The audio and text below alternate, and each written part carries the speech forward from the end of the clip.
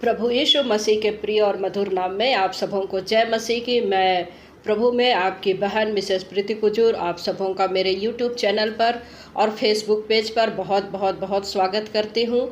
आप सबों का यीशु सहाय कहती हूँ, अभिनंदन करती हूँ। हम लोग सीख रहे हैं प्रभु यीशु मसीह की क्रूस की कथा का, और हम लोग अभी इस समय में 6वें चरण में हम लोग पहुंच चुके हैं, और जिसमें हम लोग प्रभु यीशु मसीह के क्रूस पर से कही गई 7 वाणियों को हम लोग देख रहे हैं, जिसमें से हम लोगों ने कल पहला क्रूस वाणी को देखा था, हे पिता इन्हें क्षमा कर क्योंकि ये जानते नहीं कि क्या कर रहे हैं। आज हम लोग दूसरी वाणी के बारे में सीखेंगे, जो कि हमको मिलता है लूका रचित सुसमाचार उसका 23 अध्याय उसका 43 पद में। कहता है प्रभु यीशु मसीह, मैं तुझसे सच कहता हूँ कि आज ही तू मेरे साथ स्वर्ग लोक में होगा। हम लोग यहाँ से अध्ययन को आज का हम लोग आरंभ करेंगे। तो मेरे प्रियो, हम लोग जब इसका वर्णन को देखते हैं, लूका रचित सुसमाचार उसका 23 अध्याय 39 से लेकर के 43 तक हम लोग जब इसमें देखते हैं, तो यहाँ पर हम लोग क्या देखते हैं कि जो कुकर्मी है वहाँ पर लटकाए गए थे 2 डाकू, जो कि है दो कुकर्मी है। एक प्रभु यीशु मसीह के दाहिनी ओर लटका है और एक प्रभु यीशु मसीह की बाईं ओर लटका है, और दोनों जो है प्रभु यीशु मसीह से बातचीत कर रहे हैं। और दोनों क्या कह रहे हैं, देखिए, एक जो है उसमें से निंदा करके कह रहा है, क्या तू मसीह नहीं तो फिर अपने आप को और हमें बचा, तू अपने आप को भी बचा और हमें भी बचा। इस पर दूसरे ने डांट कर कहा, क्या तू परमेश्वर से भी नहीं डरता, तू भी तो वही दंड पा रहा है और हम तो न्याय अनुसार दंड पा रहे हैं, क्योंकि हम अपने कामों का ठीक फल पा रहे हैं, पर इसने कोई अनुचित काम नहीं किया। तब उसने कहा, हे यीशु, जब तू अपने राज्य में आए तो मेरी सुधि लेना। उसने उससे कहा, मैं तुझसे सच कहता हूँ कि आज ही तू मेरे साथ स्वर्ग लोक में होगा। तो यह प्रभु यीशु मसीह की दूसरी वाणी है, जो कि वो डाकू से कह रहा है। तो यहाँ पर मेरे प्रिय भाइयों और बहनों, हम लोग देखते हैं कि जो डाकू है वो पूरी जिंदगी भर जो है वो परमेश्वर के विरोध में कार्य किया, मनुष्य के विरोध में कार्य किया। उसने डाका डाले हैं, उसने हत्या किया है, उसने बहुत से बुरे बुरे कार्य किए हैं। लेकिन यहाँ पर हम लोग देखते हैं लास्ट मोमेंट पर वो प्रभु यीशु मसीह पर विश्वास कर रहा है और वो उद्धार को प्राप्त कर रहा है। तो यहाँ पर मेरे प्रियो, जब हम लोग पूरा इसका कन्वर्सेशन को जब हम लोग देखते हैं, तो हम लोगों को यहाँ डाकू की 3 बातों को हम लोगों को देखने को मिलता है। 3 बातें हम लोग यहाँ पर सीखने को पाते हैं। सबसे पहली बात क्या है कि डाकू ने तो है अपनी गलती का एहसास किया। डाकू ने अपनी गलती का एहसास किया, और उसके बाद हम लोग क्या कहते हैं, देखते हैं कि गलती का एहसास किया, उसने उस चीज़ को अंगीकार किया, अपने पापों को अंगीकार किया कि हाँ, हमने ऐसा ऐसा किया है। क्या कहता, हम तो न्याय अनुसार दंड पा रहे हैं, क्योंकि हम अपने कामों का ठीक फल पा रहे हैं। तो देखिए, यहाँ पर मेरे प्रिय भाइयों और बहनों कह रहा है कि हम लोगों ने तो पाप किया है, हम अपने पाप का अंगीकार कर रहा है, मन को फिराया और कहा कि हमने पाप किया है। दूसरी बात हम लोग देखते हैं कि वो ये विश्वास किया कि ये मसीहा है और ये अपने राज्य के लिए यहाँ से जाएगा, अपने राज्य में जाएगा। उसने दूसरी बात को उसने महसूस किया, और तीसरी बात उसने किया कि जब पापों का उसने अंगीकार कर लिया, मन फिरा लिया, प्रभु यीशु मसीह पर विश्वास किया, उसी वक्त तीसरी बात यहाँ पर हुई कि प्रभु यीशु मसीह ने उसका उद्धार किया। और हम लोग देखते हैं कि यहाँ वचन क्या कह रहा है कि मैं तुझसे सच कहता हूँ कि तू आज ही मेरे साथ स्वर्ग लोक में होगा। तो मेरे प्रिय भाइयों और बहनों, हम लोग देखते हैं कि यहाँ 3 बातों को जब हम देखते हैं तो सीखते हैं कि किसी भी मसीही विश्वासी का सबसे पहला जो चरण होता है, फर्स्ट स्टेप जो होता है, उसका उद्धार का होता है। सबसे पहले जब हम अपने पापों का अंगीकार करते हैं, हम अपने पापों को मान लेते हैं, उसके बाद क्या होता है, हमको पश्चाताप करना होता है। पश्चाताप करने के बाद में हमको प्रभु यीशु मसीह पर विश्वास करना होता है। तो जब हम लोग ये स्टेप में आते हैं मेरे प्रिय भाइयों और बहनों, तो हम लोग क्या देखते हैं कि निस्संदेह उसका उद्धार प्रभु के द्वारा किया जाएगा। तो यहाँ पर हम लोग देखते हैं कि कुछ बहुत सारे लोग कहते हैं कि डाकू जो कि है उसने जीवन भर अपने गलत कार्यों को किया, उसके बाद में प्रभु को स्वीकार किया और उसके बाद उसको स्वर्गलोक में स्थान मिल गया। तो फिर बपतिस्मा लेना क्यों, जब वो जरूरी नहीं है।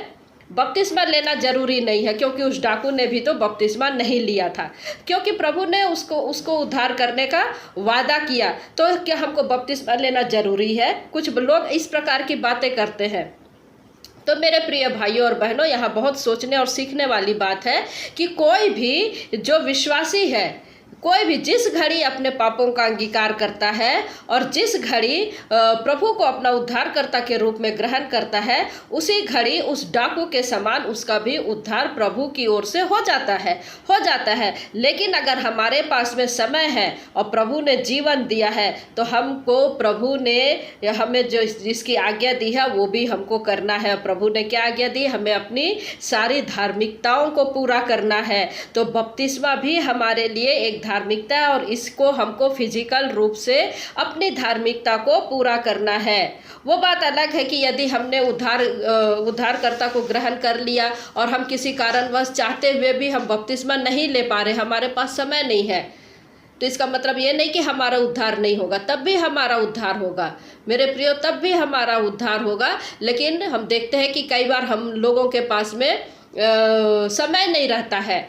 इसका एग्जाम्पल हम इस प्रकार से देखेंगे कि जैसे मान लीजिए मैं कहीं जा रही हूँ, एक जगह से दूसरे जगह जा रही हूँ, ट्रेन में हूँ, और ट्रेन में मैंने किसी व्यक्ति को प्रभु यीशु मसीह के बारे में बताया और वो ट्रेन में वो व्यक्ति ने जो है प्रभु यीशु मसीह को ग्रहण कर लिया। अब आगे जाते हैं, जहाँ पर जाना होता है वहाँ पर पहुँचने के पहले जो है ट्रेन का एक्सीडेंट हो जाता है, तो वो व्यक्ति मर गया। मान लीजिए, ईश्वर न करे ऐसा हो, लेकिन वो व्यक्ति मर गया, तो क्या उसको उद्धार नहीं होगा? उसका उद्धार होगा। लेकिन यदि ट्रेन सही समय पर जा रहा है, सही जगह पर जा रहा है और वो वहाँ पर पहुँच गया है, तो उसको आगे की विधि को करना है, उसको आगे बपतिस्मा लेना है। प्रभु यीशु मसीह को उसने ग्रहण कर लिया है, उसकी शिक्षाओं को उसको लेना है, उसको सीखना है, वचन को सीखना है, संगति करना है। फिर अगला स्टेप आता है कि आपस की प्रभु भोज की संगति में उसको जाना है। तो ये जो परमेश्वर का जो वचन हमको शिक्षा देता है, ये हमको करना है। उसके बाद उसको क्या करना है? जो प्रभु यीशु मसीह ने जो आज्ञा दिया है उसको करना है। कि क्या कहता है? सब जातियों के लोगों को चेला बना और उन्हें पिता और पुत्र और पवित्र आत्मा के नाम से बपतिस्मा दो और उन्हें सब बातें जो मैंने तुम्हें आज्ञा दी है मानना सिखाओ। तो ये सब चीज़ें करना है। तो हमको ज़रूरी है कि हमारा जो उद्धार हो गया है, हमारे पास में समय है, तो हम उसको अवश्य ही करें, क्योंकि उद्धार का जीवन यहाँ से शुरू होता है। तो वो अब जा करके बपतिस्मा ले या प्रभु की शिक्षाओं को ग्रहण करना है। यदि उसके पास में समय रहता है, तो यदि वो व्यक्ति की मृत्यु हो जाती है तब भी उसका उद्धार होगा। किंतु हमको अपने जीवन में जब हमने उद्धारकर्ता के रूप में ग्रहण कर लिया है, तो हमको अपनी धार्मिकता को भी पूरी करना है। जानबूझ करके धार्मिकता को पूरी नहीं करना या शिक्षा को नहीं सीखना, तो ये सच्चा अंगीकार नहीं है। ये सच्चा अंगीकार नहीं है। और अगर हमने सच्चा अंगीकार किया है, तब हम तमाम उन कार्यों को करेंगे जो प्रभु ने हमसे करने के लिए कहा है। तो मेरे प्रियो, जिस घड़ी हमने प्रभु को उद्धारकर्ता के रूप में ग्रहण किया है, उस घड़ी से हमारा हम देखते हैं कि हमको आगे का जो बपतिस्मा है, प्रभु भोज की संगति है, आपस की संगति है, देह के कार्य है, उसको हमको आगे करना है। तो यहाँ पर हम देखते हैं कि इंस्टेंट यदि सही मायने में दिल से अंगीकार करते हैं, और जब हम अंगीकार करते हैं तो पश्चाताप करते हैं, और जब प्रभु पर विश्वास करते हैं, इंस्टेंट हमारा उद्धार हो जाता है। और प्रभु यीशु मसीह ने यहाँ पर डाकू को यही चीज़ किया। प्रभु यीशु मसीह के द्वारा जैसे वो डाकू को मिला, एक व्यक्ति को मिल जाता है। अब हमारा फर्ज है कि हम आने वाली ज़िंदगी को किस प्रकार से जीते हैं, कि प्रभु के सिखाए अनुसार चलते हैं, प्रभु की बातों को सिखा करके उसके द्वारा चलते हैं, या फिर पाप का अंगीकार करने के बाद, विश्वासी बनने के बाद में फिर वही पुराने जीवन को हम जीने लग जाते हैं। तो यदि हम पुराने जीवन को जीने लग जाते तो हमारा सच्चा अंगीकार नहीं है, क्योंकि अभी हम नई सृष्टि बन गए हैं। और नई सृष्टि बनने के बाद में हम अपना पुराना मनुष्यत्व हमको उतार देना है और प्रभु के स्वभाव को ग्रहण करना है। और यहाँ पर हम लोग दूसरी बात क्या देखते हैं? प्रभु यीशु मसीह ने क्या सिखाया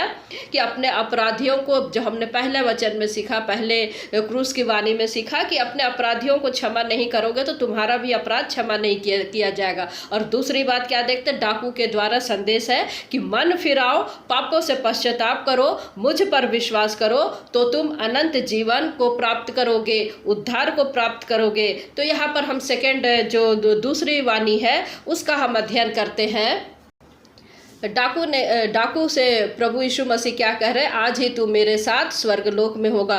तो बहुत से लोग पूछते हैं, यहाँ पर फिर एक प्रश्न उठता है कि जब प्रभु मुर्दों में से तीसरे दिन जी उठे, तो हम लोग देखते हैं कि यूहन्ना की रचित सुसमाचार में हम लोग देखते हैं कि प्रभु यीशु मसीह मरियम से कह रहे हैं कि तू मुझे मत छू क्योंकि मैं पिता के पास में नहीं पहुँचा हूँ। तो यहाँ पर क्या कहता है वचन, हमको यहाँ बता रहा है जो कि दूसरी वाणी में कि तू आज ही मेरे साथ स्वर्गलोक में होगा। तो मेरे प्रियो, यहाँ प्रभु क्या कह रहा है कि तू आज ही मेरे साथ स्वर्गलोक में होगा। और वहाँ यूहन्ना में क्या कह रहा है प्रभु यीशु मसीह कि अभी तक मैं अपने पिता के पास नहीं गया हूँ। तो ये दोनों जो है कैसे हो सकता है? क्या प्रभु किसी एक जगह पर गलत है? नहीं प्रियो, जब हम इसको अध्ययन करते हैं तो यहाँ पर दो बातें हमको शब्द मिलती है। इंग्लिश बाइबल में जब हम देखते हैं तो वहाँ पर पैराडाइज आया है, वहाँ पर हेवन आया हुआ है। और हिंदी बाइबल में हम लोग जब देखते हैं तो हिंदी बाइबल में स्वर्ग लिखा है और स्वर्गलोक लिखा है। तो स्वर्ग और स्वर्गलोक में क्या अंतर? आज ही तू मेरे साथ स्वर्गलोक में होगा। तो वहाँ हम लोग देखते हैं कि स्वर्ग और स्वर्गलोक में क्या अंतर है। बड़ी ध्यान से सुनिएगा मेरे प्रिय भाइयों और बहनों।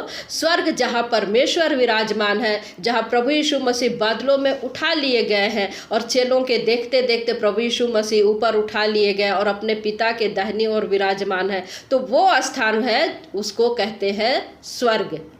लेकिन स्वर्गलोक वो स्थान है जो अधोलोक में है, यानी पाताल लोक में है, इसी धरती पर है। और ये एक ऐसी टेम्पररी जगह है जहाँ पर न्याय के दिन तक प्रभु यीशु मसीह जब तक दोबारा लौट के आएंगे तब वे न्याय के सिंहासन पर बैठेंगे और वो अपने लोगों का न्याय करेंगे। और वो न्याय का दिन होगा, वो परमानेंट लोगों को न्याय दिया, परमानेंट वो जगह है जब जहाँ पर लोगों को न्याय दिया जाएगा। और हम लोग देखते हैं कि तब तक के लिए वो परमानेंट नहीं, टेम्पररी स्थान है जहाँ पर मनुष्य के लिए वो अधोलोक का स्थान है। अधोलोक का स्थान है, अर्थात स्वर्गलोक इसी धरती पर है, पाताल लोक स्वर्गलोक टेम्पररी स्थान है। टेम्पररी स्थान स्वर्गलोक है जहाँ पर जो है जो कि पृथ्वी पर है। पर कुछ टीकाकारों का मानना है कि अधोलोक जो है वो प्रभु यीशु मसीह की मृत्यु और प्रभु यीशु मसीह के जी उठने तक ही अधोलोक था, और अब जो है अधोलोक नहीं है। जो लोग विश्वास में हैं वे लोग, जो विश्वासी है, जब वो मरते हैं तो सीधे स्वर्ग में चले जाते हैं। तो हमको इस पर बहस नहीं करना है, इस पर जो है हमको बहस नहीं करना है, क्योंकि हम इससे ज़्यादा इसका हमारे विश्वास में या जो हमारे उद्धार का है इसमें कोई फ़र्क नहीं पड़ता है। मेरे प्रियो, हमको अपने आप को प्रभु में बनाए रखना है, क्योंकि हमारा विश्वास इससे नहीं बनता कि हम सीधे स्वर्ग जाएंगे या स्वर्गलोक जाएंगे, टेम्पररी स्थान जाएंगे या फिर हम अधोलोक जाएंगे, पैराडाइज जाएंगे। तो इसमें कोई फर्क नहीं पड़ता है, नहीं पड़ता। तो हमको इसमें बहस नहीं करना है, इन सब बातों में बहस नहीं करना है, क्योंकि जिन बातों को हम नहीं जानते हैं उस पर बहस हम नहीं कर सके। तो हमको इसके लिए प्रयासरत रहना है कि सचमुच में हम इस योग्य बन सके, सचमुच में हम इस योग्य बन सके कि हम उसके ग्रहण योग्य बन जाए और परमेश्वर तक हम पहुँच जाए, परमेश्वर के तक हम पहुंच जाए। चाहे हम ये कहें कि प्रभु यीशु मसीह के टाइम तक हो या अभी तक हो, ये समय टेम्पररी जगह है। जैसे हम लोग लूका रचित सुसमाचार में हम लोग पढ़ते हैं 16 अध्याय में एक निर्धन लाजर का देखते हैं और एक धनी मनुष्य की कहानी को देखते हैं। वहाँ पर दोनों मनुष्य मर जाते हैं और वो लाजर निर्धन लाजर जो कि अब्राहम की गोद में सो रहा है, शांति पा रहा है, पर धनी व्यक्ति क्या कर रहा है, पीड़ा में है, पीड़ा के स्थान में है। तो अधोलोक अधोलोक में दो जगह है। यहाँ पर दो जगह को हम लोग देखते हैं। वो जगह जहाँ पर शांति है, वो जगह जहाँ पर पीड़ा है, और दोनों के बीच में क्या है? खाई है। इधर का व्यक्ति उधर नहीं जा सकता, उधर का व्यक्ति इधर नहीं आ सकता। तो यहाँ पर जो प्रभु यीशु मसीह ने कहा कि तू आज ही मेरे साथ स्वर्ग लोक में होगा, तो ये उस जगह के विषय में कहा, वो टेम्पररी जगह पर कहा जहाँ पर अब्राहम की गोद कहा गया है जिसको। अब आप समझ सकते हैं कि मेरा टेम्पररी जगह अधोलोक या स्वर्गलोक और स्वर्ग में क्या अंतर है। ये एक टेम्पररी के जगह के विषय में कहा, जो कि अब्राहम की गोद जिसे कहा गया है, पैराडाइज अधोलोक में, उस जगह के विषय में है। तो वहाँ पर गया, चाहे वो डाकू वहाँ है या फिर प्रभु यीशु मसीह के तीसरे दिन जी उठने के साथ में बहुत से लोग मानते हैं कि प्रभु यीशु मसीह के साथ में ही वो ऊपर चल गया। तो जो प्रभु पर विश्वास करते हैं वे सीधे स्वर्गलोक में जाते हैं, ये हमारा विश्वास है, क्योंकि न्याय का होना निश्चित है, और न्याय का होना निश्चित है, उसके बाद में हम स्वर्ग में जाएंगे। तो हो सकता है कि जब बादलों में हो करके स्वर्ग की तरफ प्रभु गए तो सभी लोगों के साथ में वो डाकू भी उठा लिए गए हैं। तो हमको इन सब बातों में बहस नहीं करना है, क्योंकि ये एक सोच है, ये एक थ्योरी है, इसमें कितनी सच्चाई है ये इसको हम नहीं जानते मेरे प्रिय भाइयों और बहनों। तो हमको इस पे बहस नहीं करना है। तो ये जो स्वर्ग लोक है जिसे प्रभु ने कहा है, उस पैराडाइज के विषय में कहा है, जो कि इस धरती पर है, इस अधोलोक के रूप में है। इसको पैराडाइज कहते हैं, जहाँ प्रभु आज जो कि हम लोग देखते हैं, इसको ध्यान से सुनिएगा, जिसको पैराडाइज किस कहते हैं? स्वर्गलोक, जिसको जो कि धरती पर है। लेकिन आज जो स्वर्ग है, जहाँ पर प्रभु यीशु मसीह विराजमान है, परम प्रधान का वो स्थान जहाँ परमेश्वर रहते हैं, जिसको हम स्वर्ग कहते हैं। तो आप यहाँ पर कंफ्यूज ना हो। तो जैसे कि मैंने बताया, स्वर्ग और स्वर्गलोक के विषय में दोनों जो कि अलग अलग जगह है, स्वर्गलोक अलग है और स्वर्ग अलग है। तो हम लोग यहाँ पर देखते हैं कि प्रभु यीशु मसीह स्वर्गलोक गए, यानी कि स्वर्ग नहीं स्वर्गलोक गए, और वहाँ क्या किए, ये बहुत ही अध्ययन का विषय है। इसके विषय में किसी समय में मैं एक अलग से वीडियो आपको बना करके सिखाऊंगी। लेकिन यहाँ पर हम लोग देखते हैं कि प्रभु यीशु मसीह जो कि स्वर्गलोक में गए, अधोलोक में गए, और वहाँ पर क्या किया प्रभु ने? वहाँ पर उद्घोषणा किया। और जब उस अधोलोक में गए, स्वर्गलोक में गए, हो सकता है वो नर्क लोक में भी गए, तो ये उस बात को कहने के लिए गए कि देखो मैंने तुम्हारे लिए उद्धार का रास्ता खोल दिया है, अब तुम शैतान के चुंगल में नहीं हो, मैंने तुम्हें जयवंत कर दिया है, उस शैतान को हरा दिया है, उसे अपनी एड़ी के नीचे कुचल दिया है, अब तुम्हें ज़्यादा इंतजार करने की ज़रूरत नहीं। तो ये घोषणा थी कि अब मैंने शैतान को हरा दिया है। तो ये प्रभु यीशु मसीह का प्रचार था। वहाँ पर जा कर के जो प्रभु से पहले जो लोग, या प्रभु यीशु मसीह के इस धरती पर आने से पहले जो लोग मृत्यु को चले गए, प्रभु में सो गए थे और इंतजार कर रहे थे उद्घोषणा का, ये उद्धार के सुसमाचार को सुनाने के लिए शैतान को प्रभु यीशु मसीह ने हरा करके वहाँ पर गया। तो बहुत सारी बातें हम लोग यहाँ पर अधोलोक में जाने की बातों को हम लोग सीखेंगे। चूँकि अभी हम लोग क्रूस की वाणी को देख रहे हैं, तो इसको हम लोग आगे आने वाले समय में और भी डिटेल से देखेंगे। तो तीसरे दिन प्रभु यीशु मसीह मुर्दों में से जी उठते हैं और चेलों के साथ में रहते, फिर अपने पिता के दाहिनी ओर जा करके असली स्वर्ग है वहाँ पर जाते हैं, वहाँ पर विराजमान होते हैं। जिस घड़ी तुम अंगीकार करते हो, मन फिराते हो, पश्चाताप करते हो, उसी घड़ी तुम्हारा उद्धार हो जाता है। तो हमको अपने आप को चौकन्ना रखना, हमको अपने आप को शिक्षा देना है और हमको खुद को बदलना है। तीसरी क्रूस वाणी जो कि पाया जाता है यूहन्ना रचित सुसमाचार 19 अध्याय पद 25 से लेकर 27 पद तक। यहाँ पर हम लोग देखते हैं कि तीसरी क्रूस वाणी प्रभु यीशु मसीह कहते हैं, हे नारी देख यह तेरा पुत्र है। तब उसने चेले से कहा यह तेरी माता है।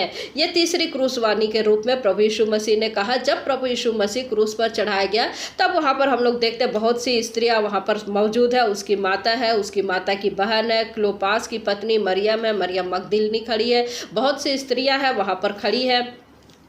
और यहाँ पर प्रभु यीशु मसीह जो कि अपने चेले से जो कि बहुत प्रेम करता था, अर्थात यूहन्ना से, वो कहता है कि हे नारी देख यह तेरा पुत्र है। अपनी माँ से कहता है, यूहन्ना की ओर इशारा करके कि ये तेरा पुत्र है, और यूहन्ना की ओर से यूहन्ना को कहता है अपनी माता की ओर से इशारा करके कि ये तेरी माता है। तो यहाँ पर हम लोग 3 बातों को यहाँ पर भी हम लोग देखते हैं कि सबसे पहली बात तो है हम लोग यहाँ पर प्रेम को देखते हैं, और दूसरी बात यहाँ आज्ञा पालनता को देखते हैं, और तीसरी बात हम जिम्मेदारी का संदेश को देखते हैं। प्रभु ने अपनी माता के प्रति जो जिम्मेदारी था उसको उसने पूरा किया, क्योंकि उसने सोचा कि मेरे बाद मेरी माँ का क्या होगा। तो समय रहते उसने अपने विश्वास पात्र चेले से, जो कि उससे बहुत प्रेम करता था, उसको उसने ये जिम्मेदारी दी कि मेरे बाद तुम मेरी माता का ख्याल रखना, मेरे बाद तुम मेरी माता का ख्याल रखना, और आज से ये तेरी माता है और तू उसका पुत्र। और वह उसी घड़ी उसको वहाँ से ले करके चला गया। तो प्रभु ने अपनी जिम्मेदारी को, अपनी प्रेम को, जो कि इस धरती के रिश्ते हैं, अपने परिवार के प्रति अपने जिम्मेदारी को, अपने कर्तव्य को पालन करने का आदेश दिया है। क्योंकि यहाँ पर प्रभु यीशु मसीह जो कि 100% मानव देह में है, और वो कर्तव्य को पूरा करने के लिए यहाँ पर हमको सलाह देते हैं, हमको यहाँ पर संदेश मिलता है। लेकिन हम लोग यहाँ पर क्या देखते हैं, लेकिन हाँ इसमें क्या है, तुम्हें इनसे मुझसे ज़्यादा प्रेम करना पड़ेगा। जिन रिश्तों को तुमको मैंने दिया है उससे ज़्यादा महत्व तुमको मुझे देना पड़ेगा। ये प्रभु यीशु मसीह कह रहे हैं, मुझसे ज़्यादा तुम रिश्तेदारों को प्रेम यहाँ नहीं कर सकते, यहाँ तक कि अपने प्राणों को भी मुझसे ज़्यादा प्रिय नहीं जानना है। सबसे पहले मुझे जानना है, सबसे पहला स्थान मुझे देना है। लेकिन तुमको इन सब जिम्मेदारियों को निभाते हुए भी तुमको मेरे रास्ते पे चलना है, और यही तुम्हारे लिए मापदंड है। मापदंड है कि संसार में रहते हुए भी, संसारिक रिश्तों की जिम्मेदारी को पूरा करते हुए भी तुमको मेरे पीछे चलना है, मेरे रास्ते पे चलना है। यहाँ पर प्रभु यीशु मसीह जो है अपने प्रेम को दर्शा रहे हैं, अपनी माता के प्रति अपने प्रेम को दिखा रहे हैं, जिम्मेदारी को दिखा रहे हैं कि देखो जब तक आखिरी सांस है, जब तक आखिरी सांस है, अपनी जिम्मेदारियों को पूरा करने की बात प्रभु यीशु मसीह कह रहे हैं। तो ये उसका प्रेम है। और दूसरी बात क्या दिखता है हमको, आज्ञा पालनता दिखता है। जैसे ही उसने यूहन्ना से कहा, यूहन्ना ने कोई सवाल नहीं किया, कोई जवाब नहीं किया, कोई किंतु परंतु नहीं किया उसने। और उसने जिस प्रकार से प्रभु यीशु मसीह ने उससे कहा, वो चुपचाप उसकी माता को लेकर के, अपनी जिम्मेदारी को लेकर के वो वहाँ से चला गया, माता को लेकर के चला गया। तो मेरे प्रियो, हम विश्वासियों को इसी तरह से आज्ञा पालनता करना है कि जब प्रभु यीशु मसीह किसी बात को हमको कह रहे हैं तो हमको किसी प्रकार की किंतु परंतु या सवाल जवाब इस प्रकार से नहीं करना है, ना ही किसी प्रकार का बहाना बनाना है। हमको जैसे यहाँ पर हम यूहन्ना को देख रहे हैं कि वो तुरंत तैयार हो गया, हमको भी तुरंत तैयार होना है और अपने कर्तव्य को पूरा करना है, टालना नहीं है। यूहन्ना ने आज्ञा पालनता को दिखाई ऐसी परिस्थिति में जब उसका गुरु जो कि कष्ट में है, क्रूस पर चढ़ रहा है, पीड़ादायक मृत्यु को सह रहा है, उस घड़ी